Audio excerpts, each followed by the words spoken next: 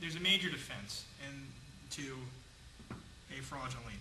So now you've compiled your lien, you were as careful as possible, you've recorded the claim of lien. What happens now? You get a counterclaim against you for a fraudulent lien. If they're successful, here's the punishment.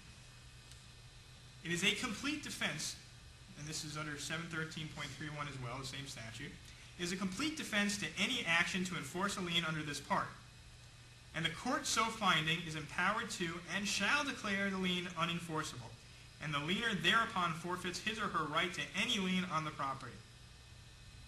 So if it's declared to be a fraudulent lien, you lose your lien rights.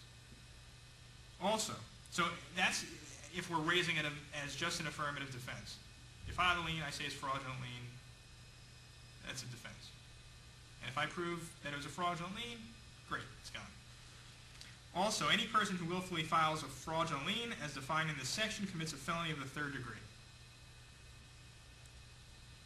I've never seen a state attorney who even knows what a claim of lien is. But it's out there. It's out there. I mean, technically what's supposed to happen is I'm supposed to turn this over to the DBPR. The DBPR then is supposed to turn it over to the state attorney, and then good luck. Again, I don't think they would even know what to do with it. Unless there's drugs or a dead body involved, I don't think they're going to understand what to do with a claim of lien. Defenses. So now, you got an owner. The owner's claiming you've recorded a fraudulent lien against their property. You got a claim of lien that either includes things it shouldn't include, it shows work that wasn't done, or it over-exaggerates the amounts. Well, here are your defenses to that. Minor mistake or error. Okay, let's assume that it's a $100,000 lien, and you guys have a dispute over about $2,000. 2%. Probably going to be a minor mistake or error. Nobody's going to go ahead and set aside that entire claim of lien. Let's assume you got a $4,000 claim of lien and you made a $2,000 error. 50%, you're looking more like that looks more like a willfully exaggerated amount. That's no longer a minor mistake.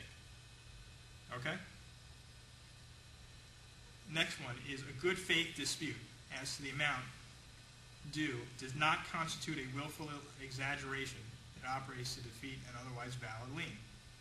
So you say you're entitled to X, the owner says you're entitled to Y. You all are trying to figure out how much is owed. You got terminated in the middle, so you're trying to figure out and trying to work in good faith to figure out exactly the value of the labor, services, and material to lien for. It's not like you're asking for a final payment. You're asking for a final payment. You know how much is due. I mean, look, I finished. Okay, this is how much is due. It's very easy. It's very simple. But what happens if you get terminated in the middle? You get terminated in the middle, you're trying to figure out, hey, you know what? I got terminated right before my draw was due. I'm trying to figure out how much is due to me and what I actually furnished. That's a good faith dispute. Just because the owner says one thing and you say another, if the owner proves to be right, your lien is not going to get thrown out because that's going to be a good faith dispute. Now, there's a case out there that talks about that overhead and profit as a separate line item being included in a lien claim. Once again, that is not lienable by any stretch of the imagination, period. That's a fraudulent lien. At least that amount that's been liened for. So, again, just make sure that you keep everything out. So that would not be a good faith dispute. It would not be a minor mistake or an error because it's never going to be lienable. Okay? Damages. In the event that a counterclaim is brought against you for a fraudulent lien, just be aware that the damages, that the owner would be entitled to damages occasioned by the fraudulent lien plus attorney's fees. Again, whoever wins gets attorney's fees. It's to the prevailing party. Court costs, clerk fees, the amount of any premium for a bond given to take off the lien. And just want you to also know about this, that they're also entitled to an amount not to exceed whatever is deemed to be the willful exaggeration. Okay, so again, in my scenario, if it's an $80,000 fraudulent lien, you know, for instance, you only should have liened for 20, you lien for 80, they're entitled to up to that 80. And it's up to the court. Now, if you do everything right, we're on to the next page. This is just another, I just thought it was a funny picture because this is kind of common. This is what happens when the contracts start with the owners. It starts out as the original contract down below, the small contract with the, and then next thing you know, the change orders wind up eclipsing the original contract. So if you do everything right, maybe you get both of those boats. Next page. So we're done now with liens. I'm going to talk to you now about contractual provisions that I just want you to look out for. Just be aware and protect yourselves. Contracts that say that you're not entitled to lien, those are unenforceable. I strike them out. If they're not struck out, I don't really care because they're never going to be enforced anyway. You can still lien.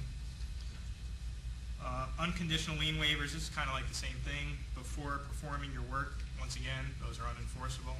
Can't waive your lien rights prior to performing work. Any contract that says that contractor waives any right to lien on this property, those are unenforceable. You can strike them out, but once again, at the end of the day, it's not going to be enforceable anyway. Pay when paid clauses. These are clauses that say that usually an owner will enter into a contract with a general contractor. The general contractor then enters into a contract with all of its subs, and they all have the identical provision, which essentially works to this effect, that unless I am paid by the owner, I will not be paying you, that you assume the risk that the owner will be paying me and are relying completely on the creditworthiness of the owner and not me as general contractor. So do not claim anything against me, because unless I get paid from the owner, you will not be getting paid. I strike those out if I'm representing a sub. If I'm representing a general contractor, I put them in.